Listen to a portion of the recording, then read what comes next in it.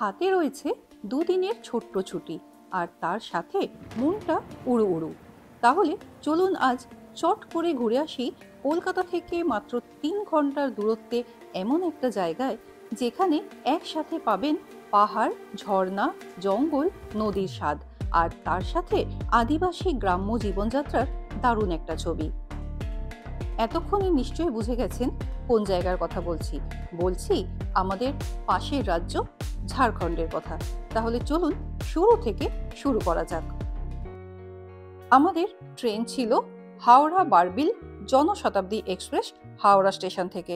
Train ছাড়ার সময় সকাল 6টা 20, কিন্তু সঠিক সময়ে প্ল্যাটফর্মে পৌঁছে আমাদের তো চক্ষু চড়ক গাছ। যে ট্রেন ছাড়ার কথা সকাল 6টা 20-তে, সময় পরিবর্তিত হয়ে বোর্ডে এখন দেখাচ্ছে সেটা ছাড়বে 9টা 20-তে। অগত্যা কিছু করার নেই, আমরা ওয়েটিং রুমে 3 ঘন্টা ওয়েট করার পর 9:45 নাগাদ ট্রেন ঢুকলো হাওড়া স্টেশনের 21 নম্বর প্ল্যাটফর্মে। হাওড়া বারবিল জনশতাব্দী এক্সপ্রেসের শিশি কোচে আজকে আমাদের যাত্রা। যে জনশতাব্দী এক্সপ্রেস তার স্পিডের জন্য বিখ্যাত, সেই জনশতাব্দী এক্সপ্রেস আজ 3.5 ঘন্টার ওপর লেট। এই ট্রেনের এই শিশি চেয়ার কারের সিটিং অ্যারেঞ্জমেন্ট 3:2, একদিকে 3টে সিট আর একদিকে 2টো সিট। সিট বেশ কমফোর্টেবল, কাঁচের জানালা দেওয়া, বেশ বড় জানালা, এসি কম্পার্টমেন্ট। এই নিয়ে কিন্তু কোনো সমস্যা নেই। বাথরুমও বেশ পরিষ্কার পরিচ্ছন্ন, সিটের পাশে চার্জিং পয়েন্ট রয়েছে, সামনে এরকম খাবার বা স্ন্যাক্স রাখার জায়গা রয়েছে, পা রাখার জন্য জায়গা রয়েছে, মানে বেশ কমফোর্টেবল। ট্রেন হাওড়া স্টেশন থেকে ছাড়লো সকাল 10টা 10-এ। ঘাটশিলা পৌঁছানোর কথা সকাল 9টা 1-এ, যেটা এখন দেখাচ্ছে 12টা 49। ও, আপনাদের তো জায়গার নামটা বলাই হয়নি আমরা কোথায় যাচ্ছি। আমরা যাচ্ছি আমাদের পার্শ্ববর্তী রাজ্য ঝাড়খণ্ডের ঘাটশিলায়, যেখানে এককালে মানুষ যেত হাওয়া বদল করতে, আর আমরা যাচ্ছি মন বদল করতে, আর তার সাথে বর্ষার রূপ দেখতে। আচ্ছা, এবার একটু ট্রেনের টিকিটের মূল্যটা বলে দিই। আমরা যে কোচে যাচ্ছি, সিসি কোচ মানে এসি চেয়ার কার, তার ভাড়া পড়েছে আমাদের 435 টাকা করে। আর এটাই আপনি যদি সেকেন্ড সিটিং এ যান মানে জেনারেলে যান, তাহলে ভাড়া পড়বে 135 টাকা করে। সকাল থেকে এই ট্রেন বিভ্রাটের কারণে আমাদের ব্রেকফাস্ট করাই হয়নি, তাই ট্রেনে উঠে অর্ডার করলাম ভেজ কাটলেট, সাথে ছিল 2টো ব্রেড অ্যান্ড বাটার। দাম নিয়েছিল 40 টাকা। স্বাদ একেবারেই কিন্তু ভালো না। এই ট্রেনে খাবারের অপশন কিন্তু খুবই কম, স্যান্ডউইচ, ভেজ কাটলেট এইসব ছাড়া কিন্তু সেরকম কিছু পাবেন না। তাই চেষ্টা করবেন হাওড়া স্টেশন থেকেই ব্রেকফাস্টের মতো খাবার সংগ্রহ করে নেওয়ার। এখন বাজে 12টা, ট্রেন দাঁড়িয়েছে খড়গপুর স্টেশনে। অনেকটাই লেগে চলছি আমরা। যখন আমাদের ট্রেন ছাড়লো সকাল 10টা 10-এ, তখন দেখাচ্ছিল ঘাটশিলা পৌঁছানোর টাইম 12টা 49। এখন অলরেডি 12টা বেজে গেছে, আর আমরা এখন খড়গপুর স্টেশন পার করছি। মানে বুঝতেই পারছি নির্দিষ্ট টাইমের অনেকটা পরে গিয়ে আমরা পৌঁছাবো। এই রুটের সব থেকে ভালো ট্রেন হলো ইস্পাত এক্সপ্রেস, যেটা সকাল 6:30টায় হাওড়া স্টেশন ছাড়ছে আর ঘাটশিলা পৌঁছাচ্ছে সকাল 9টা 22-এ। আর এই ট্রেনের রিভিউ এই রুটের বাকি যাত্রীদের কাছ থেকেও কিন্তু বেশ ভালো পেলাম, তাই পরবর্তীকালে আর এই ভুল করব না। আর আপনাদেরও জানিয়ে রাখলাম, এই রুটে যেতে গেলে এই ইস্পাত এক্সপ্রেসটা প্রেফার করবেন। ঝাড়গ্রাম পার করে ট্রেন যত ঘাটশিলার দিকে এগোতে লাগলো, চারদিকের দৃশ্যপটও বদলাতে লাগলো। লাল মাটি, শাল বনের জঙ্গল, আর তার সাথে ঘন মেঘের ঘন ঘটা। জানি না কিরকম ওয়েদার পাবো, বাইরে বেশ ভালোই বৃষ্টি হচ্ছে। যদিও এই বর্ষার রূপ দেখতেই এখানে যাওয়া, দেখা যাক কিরকম আবহাওয়া আমাদের জন্য অপেক্ষা করছে। অবশেষে এসে পৌঁছালাম ঘাটশিলা স্টেশনে।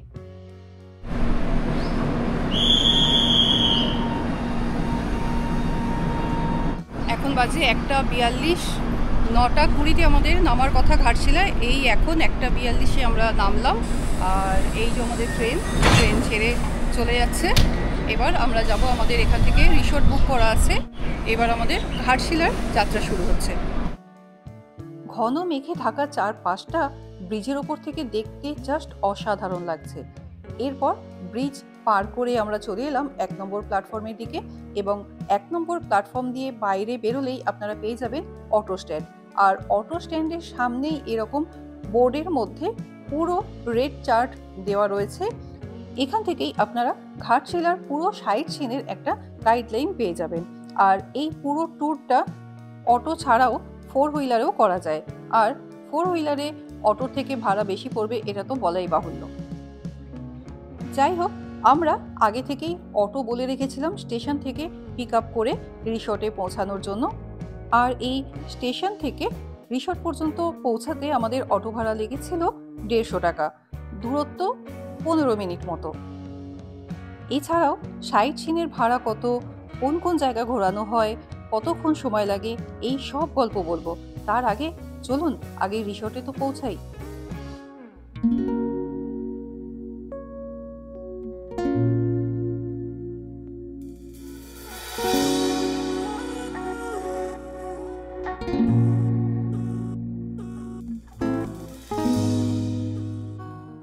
আমরা উঠেছিলাম সুবর্ণ ভিলা রিসর্টে, যেটা সুবর্ণরেখা নদীর একেবারে গা ঘেঁষে। বেশ অনেকটা জায়গা জুড়ে সাজানো গোছানো সুন্দর একটা রিসর্ট, সবটা ঘুরিয়ে দেখাবো। তার আগে চলুন রিসেপশনের এই ফর্মালিটিসগুলো সেরে নিই। আপনারা যে কজন যাবেন প্রত্যেকের 1 কপি করে ডকুমেন্টস রিসেপশনে জমা দিতে হবে। এরপর আমরা চলে এলাম আমাদের রুমে। আমাদের রুম নাম্বার ছিল 108। এটা ভিউ রুম। চলুন একটু রুম ট্যুর দেওয়া যাক। ডাবল বেডেড রুম, কিন্তু 3 জন ভালো মতো এখানে থাকতে পারবে। বেশ সুন্দর পরিপাটি করে সাজানো গোছানো রুম উইথ এসি। বেডের মধ্যে টাওয়াল, সাবান, শ্যাম্পু সব দেওয়া রয়েছে।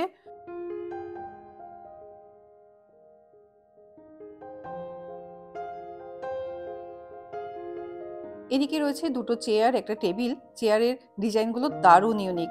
জলের বোতল, কাঁচের গ্লাস রয়েছে। এদিকে রয়েছে বেশ বড় সাইজের একটা ড্রেসিং টেবিল। এইদিকে রয়েছে বড় একটা ওয়ার্ড্রপ, ওদিকে টিভি ক্যাবিনেট, টিভিও রয়েছে। ওই দিকটা হচ্ছে রুমে ঢোকার মেইন দরজা। আর এবার চলুন এই রুমের বেস্ট পার্টটা আপনাদের দেখাই। এই দরজা খুললে এই বাঁ হাতে রয়েছে ওয়াশরুম। ওয়াশরুম বেশ ভালোই পরিষ্কার পরিচ্ছন্ন, গিজার, কোমোড, শাওয়ার সবকিছুই রয়েছে, বেসিন রয়েছে। আর বেস্ট পার্টটা হলো এইটা, কাঁচের শাটার দেওয়া রয়েছে। আর এই শাটার সরালেই একদম হাতের নাগালের মধ্যে সুবর্ণরেখা নদী, আর ওই দূরের পাহাড়গুলো কিন্তু দেখতে পাওয়া যাচ্ছে। জাস্ট দারুণ লাগছে এখান থেকে ভিউটা। আর এই হলো পুরো রুমের ভিউ।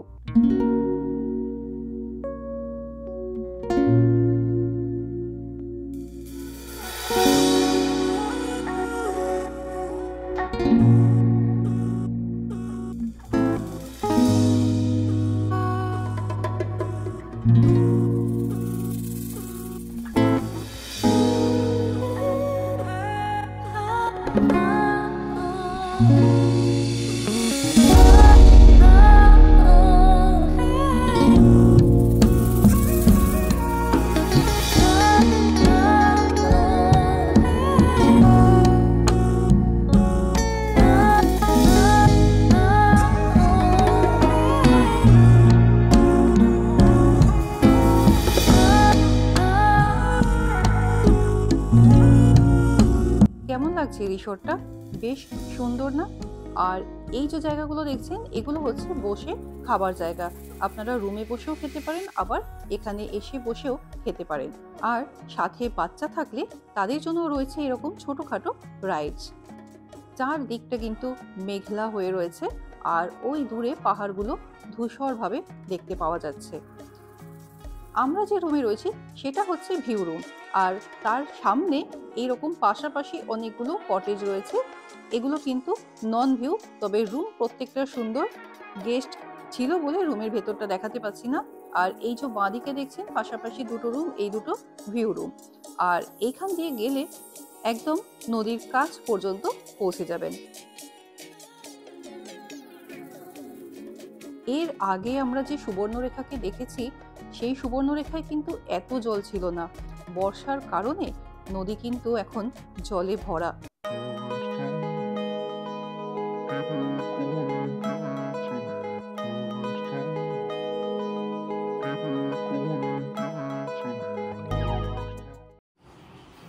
আমরা আছি এখন সুবর্ণ ভিলা রিসর্টে।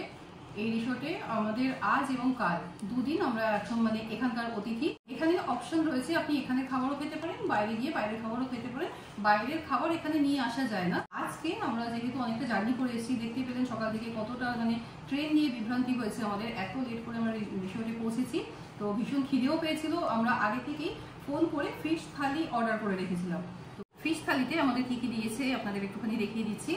দিয়েছে ভাত, এদিকে রয়েছে এরকম পাঁপড় ভাজা, স্যালাড রয়েছে, আলু ভাজা রয়েছে, এদিকে আবার এরকম এই ঝুরঝুরে বাদাম দেওয়া আলু ভাজা রয়েছে, এখানে একটা মিক্স সবজি রয়েছে, চাটনি রয়েছে, ডাল রয়েছে।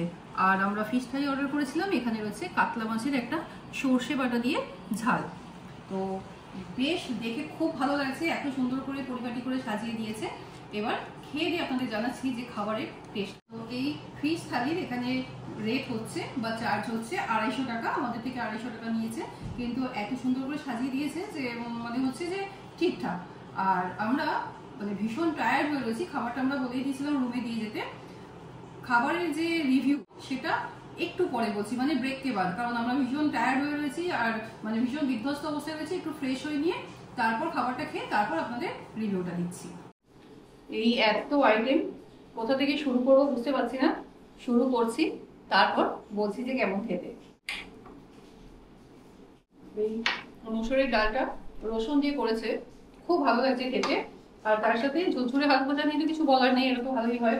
আলু ভাজাটাও ভালো লাগছে খেতে ডাল দিয়ে। আর আমাদের অ্যাকচুয়ালি খুব খিদেও পেয়েছে। আর এই তরকারিটা ট্রাই করলাম, আলু আর বরবটির একটা তরকারি, ওটাও খুব ভালো লাগছে। ভাতটা কিছুটা ঠান্ডা হয়ে গেছে, কিন্তু এই আলু বরবটির তরকারি দিয়ে ডালটা দিয়ে খেতে বেশ ভালোই লাগছে, সাথে স্যালাড আছে। আর একদম লাস্টে মাছের রিভিউটা দিচ্ছি। পেঁয়াজ আর টমেটো দিয়ে একদম পাতলা করে সর্ষে বাটা দিয়ে কাতলা মাছের ঝোল, বেশ ভালো, একদম ঘরোয়া মানে যে স্বাদ হয় সেরকম, খুব বেশি যে রিচ তাও না, ভালো লাগছে। মানে প্রত্যেকটা খাবারের স্বাদ ভীষণ ভীষণ ভালো।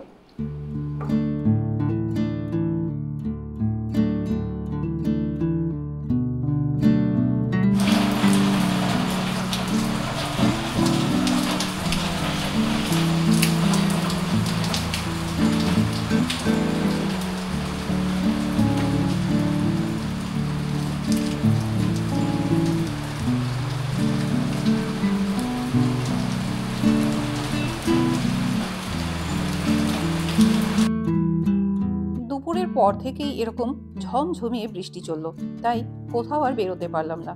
সন্ধেবেলা রুমে কফি অর্ডার করলাম, 2 কাপ কফি খেয়ে বৃষ্টিটা একটু থামতে বেরোলাম সন্ধে চারদিকের অ্যাম্বিয়েন্সটা একটু দেখতে। চলুন আপনাদেরও দেখাই।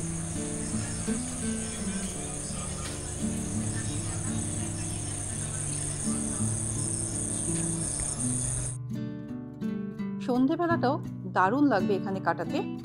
চারদিকটা আলো দিয়ে সাজানো, আর এখানে প্রচুর বসারও জায়গা রয়েছে।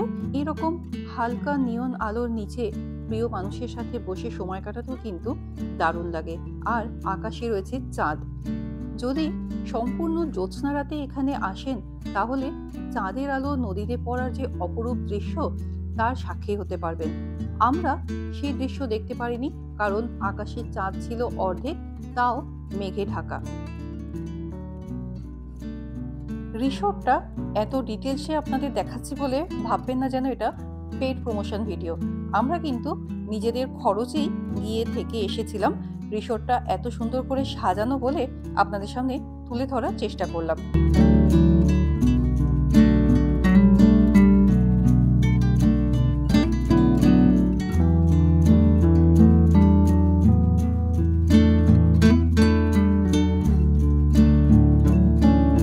সন্ধেবেলা আমরা চিকেন পকোড়া অর্ডার করেছিলাম।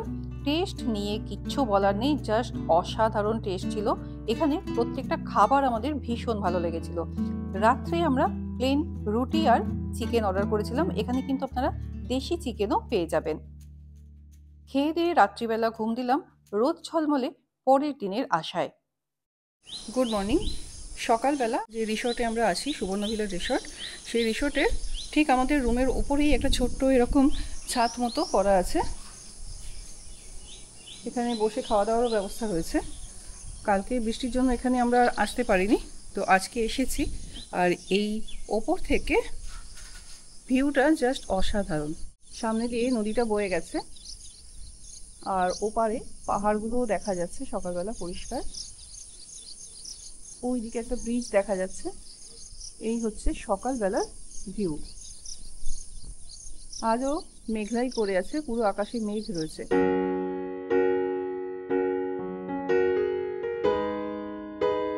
আচ্ছা, এবার বলি, এই রিসোর্টে আমরা যে রুমে আছি সেই রুমে আমাদের ভাড়া পড়েছে 2500 টাকা করে। আমরা গিয়েছিলাম এই জুলাই মাসে। এখানে কিন্তু সিজন এবং অফ সিজনে ভাড়া অনেকটাই ফ্লাকচুয়েট করে। আর নন ভিউ যে রুমগুলো দেখিয়েছিলাম তার ভাড়া পড়ে 2000 থেকে 2200 মতো। খাবার খরচা কিন্তু পুরোটাই আলাদা। ঘাটশিলায় আজকে আমাদের প্রথম সকাল আর দ্বিতীয় দিন। গতকাল আমরা এসেছি, আসতে অনেক বেলা হয়েছিল, আর গতকাল এত বৃষ্টি ছিল যে আমরা কোথাও বেরোতেই পারিনি, রুমেই ছিলাম। বিকেলের দিকে রিসোর্টে চারপাশটা ঘুরে ঘুরে দেখছিলাম। আর আজকে আমরা সকাল সকাল বেরিয়ে পড়েছি, এখন বাজে সকাল 8টা। আমরা বেরিয়ে পড়ছি সাইট সিন করতে। এখানে সাইট সিন যেটা হয়, একটা আছে 14টা পয়েন্ট, যেটা দুটো ভাগে করানো হয়, আর একটা 7টা পয়েন্ট হয়। তো আমরা যেটা 14টা পয়েন্ট সেটাই করার চেষ্টা করছি। ওয়েদার যতটা পারমিট করবে, পুরোটাই ওয়েদারের উপর ডিপেন্ড করছে, কারণ এখনও মানে হালকা হালকা মেঘলা হতে শুরু করে দিয়েছে। যদি ওয়েদার ঠিকঠাক থাকে তাহলে আমরা চেষ্টা করব পুরোটাই করার এবং আপনাদের দেখানোর। আর যদি ওয়েদার পারমিট না করে, যতটা পারবো, যতটা সময় পাবো ততটা করব। তাহলে চলুন শুরু করা যাক ঘাটশিলায় আজকে আমাদের এই প্রথম সকাল। ওয়েদার কিন্তু সেদিন আমাদের ভালোই সাথ দিয়েছিল, তবে আজকের পর্ব অনেকটাই দীর্ঘ হয়ে গেছে। তাই পরবর্তী পর্বে ঘাটশিলা ভ্রমণের যাবতীয় তথ্য নিয়ে ফিরে আসছি।